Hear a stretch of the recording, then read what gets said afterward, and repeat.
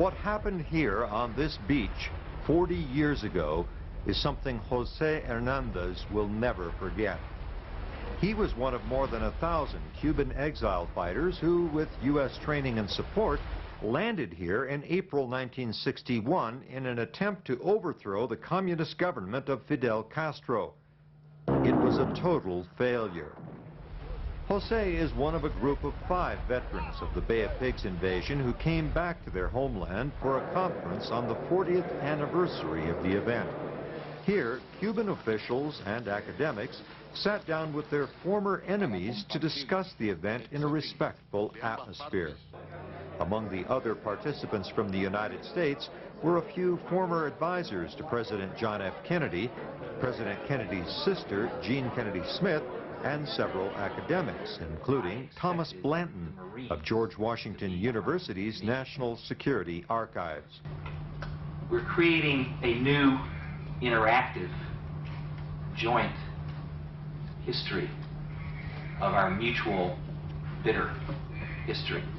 A highlight of the conference was a visit to the actual site where the invasion occurred. Playa Giron, where the main battles were fought, is now a luxurious resort where European tourists bask in the sun.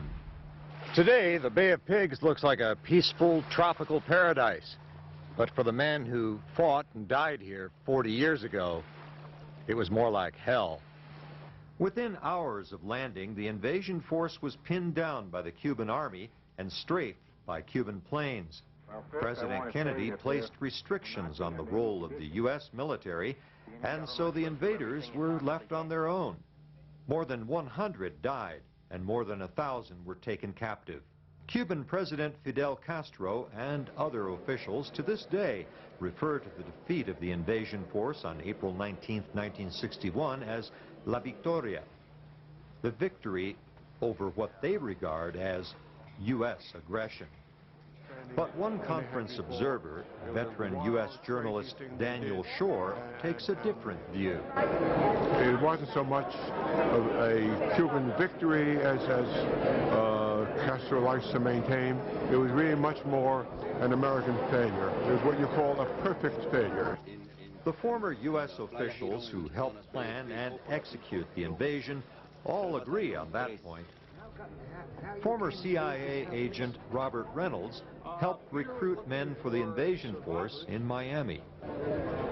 I must say, in retrospect, with the benefit of 40 years of hindsight, it looks like questionable planning. Former Kennedy aide Richard Goodwin takes a philosophical approach to his part in the failed plan. What we did, we did. The reality is the reality, and there's no point in not presenting it now. But it is 40 years later, so I can live with that, you know. We all did what we thought was best at the time, and it wasn't always the best thing. Most historians agree that one major flaw in the invasion plan was the assumption that the Cuban people would rise up against the Castro government and support the invaders. But thousands of ordinary Cubans, like former policeman Alberto de los Reyes Quijano, helped the army repel the invasion. They never thought we would defeat them because they came here with the idea that the people here were going to join them. One of the remarkable things about the encounter in Cuba was that for the first time, old Cuban fighters like Alberto were able to meet former invaders like Jose Hernandez face to face. Two men who once fought against each other could now compare experiences and perspectives. In the end, they remained unchanged in their political views.